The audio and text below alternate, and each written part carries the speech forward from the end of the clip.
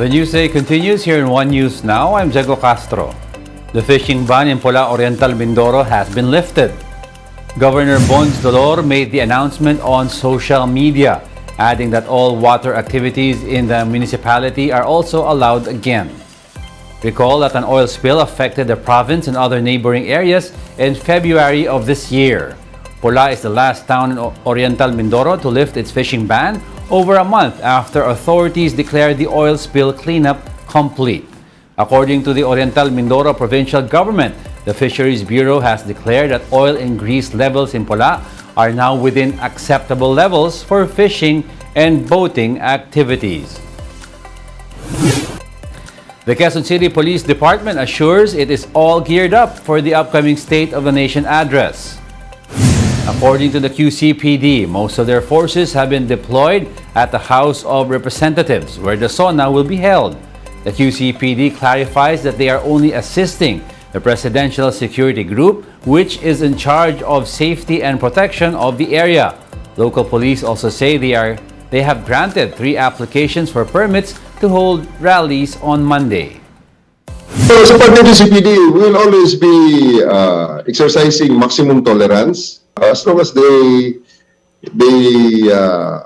limit themselves to sa areas na kung saan na napapag-usapan, and they always keep everything within the bounds of decency and within the bounds of the law.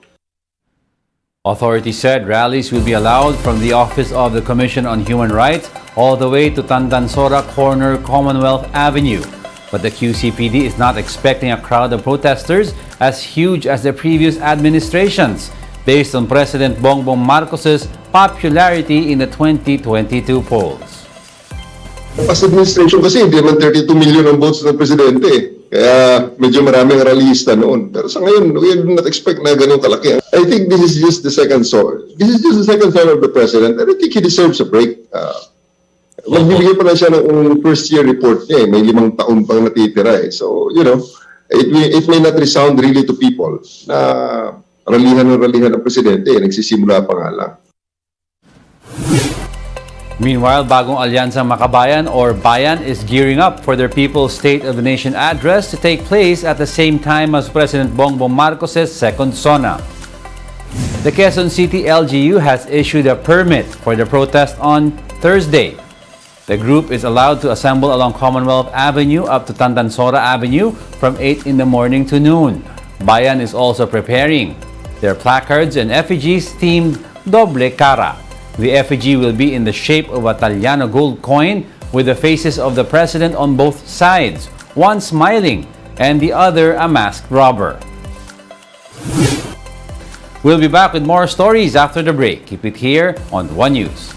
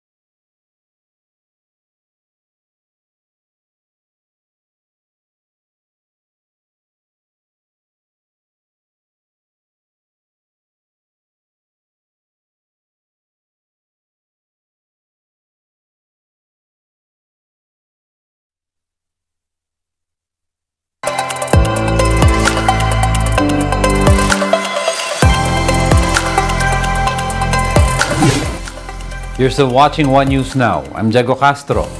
President Marcos Jr. agrees to the Philippines' full disengagement with the International Criminal Court.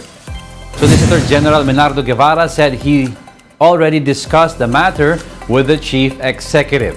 This comes after the ICC rejected the country's appeal against the resumption of the court's drug war probe. According to Guevara, the appeal was the country's last involvement with the ICC, to which Marcos Jr. agreed. The president broached the idea of disengaging from the ICC as early as March this year. He said the government would not cooperate, describing the probe as an attack on the country's sovereignty. Pag-asa continues to monitor a potential tropical cyclone within the Philippine territory. Pag-asa last spotted a low-pressure area some 950 kilometers east of southeastern Luzon. The LPA may possibly develop into a tropical depression today and will be named Egay. It is forecast to move towards northern Luzon and will remain inside PAR in the next 5 to 6 days. For now, the Weather Bureau said the LPA has no direct effect in the country, but its trough along with localized thunderstorms will bring rains over Metro Manila and other areas. Meanwhile, Habagat will continue to trigger rains over Mimaropa and western Visayas. Base po sa latest tropical cyclone threat potential forecast ng Pag-asa, inaasahan po na mananatili pa itong weather disturbance sa loob ng 5 to 6 days sa loob ng ating Philippine Area of Responsibility. Inaasahan kikilos pa westward or pakaliwa itong low pressure area na possible na maging isang bagyo. At tatawagin nga natin ito na Egay at pinakamalapit dito po sa may areas ng Samar Provinces and Bicol Region.